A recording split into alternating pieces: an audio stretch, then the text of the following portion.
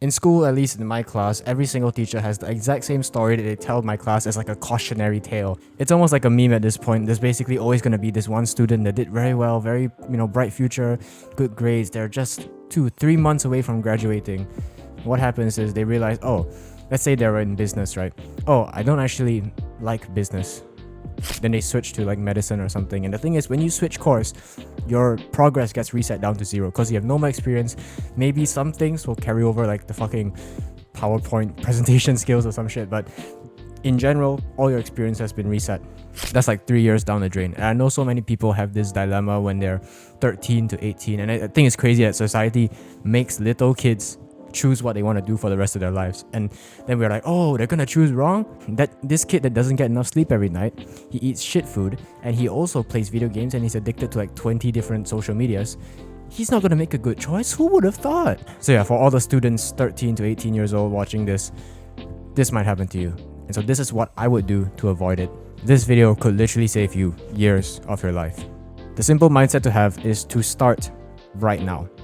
Instead of going to a business course for 3 years to learn about business, why don't you start business in a small scale right now and see if you even like the process? Like, you could start affiliate marketing, you could start drop shipping right now, and in a couple months, like 3-6 months, make your first $100, $200. But the thing is, we're not doing it for money. We are simply doing it to see if we even like the process of business. Because if you thought business was this Wolf of Wall Street, fucking sell me this pen bullshit, then it's gonna be very eye-opening for you. If you don't like it, then boom, in 6 months, you've already saved yourself 2-3 years of work, and now you know that, okay, this isn't for me. If you do like it though, you've already started rolling the snowball down the hill. If you keep putting in consistent effort, it's gonna start growing and growing and growing as you put in more effort. We're stripping away the social validation, the certificate, what people will say about you, what people will think about you, the pay, everything we remove, and we're just gonna look at, do you even like the grind, like the daily process of doing it? Because all a job is the daily grind of doing certain activities, and then you get better at doing those activities, and then you get a raise or some shit. A job is something you repeat every single day, so you want to find out if you even like the task that you're going to be doing every single day. Like for me, I'm studying film, but like any dumbass can pick up a camera and just film something. Lots of great directors have never gone to film school. It's not a prerequisite. I don't have to go to film school to figure out I like film. I can just pull out my camera, record these videos, and I'm like, oh, I actually like recording this. I upload it to YouTube. Suddenly, within a year, like, people actually like the videos and resonate with them. I'm like, oh, maybe I should be doing film. And obviously, content creation on YouTube is a smaller version of like film, as like movies and TV shows, but it is a part of film. There's still a script, but instead of it being a 120-page screenplay that they write over years, for me, I just open up my notes app on my phone and just quickly bullet point all the things I want to talk about. They're still recording, but instead of there being actors and big sets and millions of dollars being spent on flying people out, it's just me in my room and the cat. And they're still editing, but instead of there being crazy effects and CGI and green screens and explosions, it's just subtitles pretty much. And that's what I'm trying to get to. You don't have to do the full thing. You just do it at a small scale so that you can see if you like the process of doing it. And when you do this, you truly have the freedom to choose whatever you want, because we don't care about, again, the paycheck, the job title or anything. We're just looking at if you like the thing. You can pursue it with genuine curiosity. Like, oh, I might like that. Then you just try it. You're actually free to choose whatever you want. And I think it's funny that even though teenagers are young and, we have more time compared to our parents, pretty much anyone else except for, little kids, we have more time than pretty much anyone else, right? But the most common excuse people give when I give them this advice is, oh, I don't have time. My answer is always, great. What they're basically saying is, oh, I have school, I have other responsibilities, I can't balance this on the side, so I'm not gonna do it. Great. If you're busy, if it's not the right time, great. Why? Because if it is hard right now and you're able to do it, when it is easy, you'll be able to do it even better. And then when it's hard again, you'll endure. A lot of people say there's no perfect time, you have to start now because there's no perfect time. There is perfect times. Like during the holiday when I started this YouTube channel, that was the perfect time to start. The thing is, perfect times don't last. If you think you're gonna only start when there's the perfect time, guess what? When it's not the perfect time, you're gonna stop, right? So imagine a timeline. My editor might do something on screen. Hard times, perfect time, hard times. Perfect times will never last, right? They'll always go back to the hard times. If you can start when it's hard, during the perfect time, you're gonna make even more progress because you've already endured it when it's hard. So you're gonna soar past everyone. And then when it's hard again, you'll endure.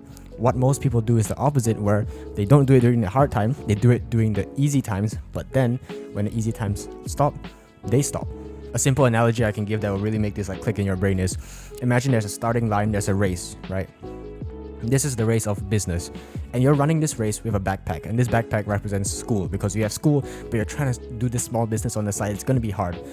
Well, since you have a backpack on, you're going to be training even harder when you're running.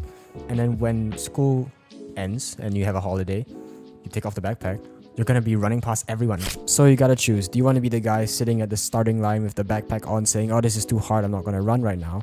Or do you want to be the guy who has the backpack on, it's heavy, it's burdensome, but he keeps going anyway, knowing that when the perfect times come, he's gonna soar past everyone. And even if the people behind him start running as well, they'll never catch up, because when they run, he's running too. He's always gonna be in front.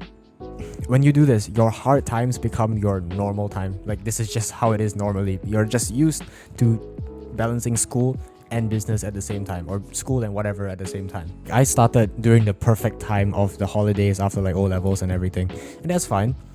But then when school started, I still continued going. Some days, some months I will miss a couple uploads, but generally I never stopped. So I hope this is clear. If it is the hard times right now, if it is busy, if it is hard to start the thing you want to start, that is the best time to start. I have this quote here written by Alex Hormozi. You're not in a season of earning, you're in a season of learning.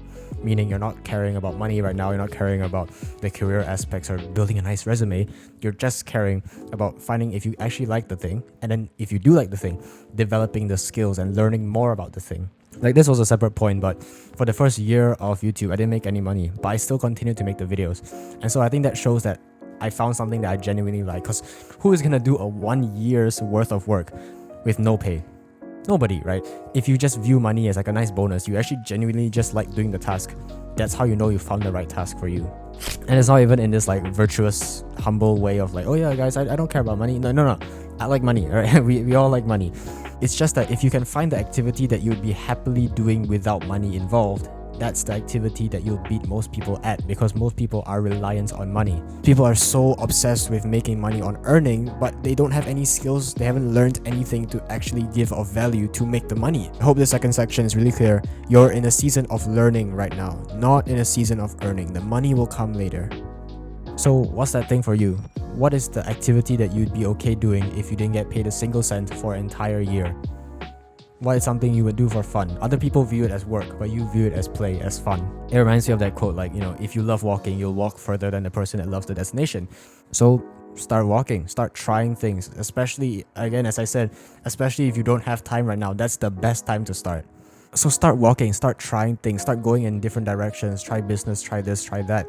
If you're young and you don't know what to do, you're feeling lost, but you also haven't taken a step in any direction, then this might be harsh, but you fucking deserve it. Because imagine you're lost in the woods and you haven't taken any steps in any direction yet. There's like 10 paths and you haven't taken any one of them. You're just standing there like, oh, I guess I'm lost. How do you think you get unlost? You go down one path, you see, okay, is there anything at the end? No. You come back, you go down another path, you come back, until you find the one that's right for you. So if you haven't taken any steps and you just stick where you are lost in the woods, guess what? You're gonna continue to be lost in the woods. So you have to take a first step. So go down different paths, because if you go down one and you try something and you don't like it, okay, you win because you've learned and now you know. If you go down the path and you do like it, you double win, because one, you know that you like the thing now, and you also got past the hardest part, which is starting. So this is a win-win scenario. Either you win or you learn. If you don't do anything though, and you're stuck in the middle, that's the worst thing. That's when your time as a teenager runs out, and there's two options. The first option, you make a decision, but since you haven't tried many paths, it's probably going to be an ill-informed decision. You're going to switch course later on. It's a whole mess. Or number two, which is even worse, somebody makes the decision for you.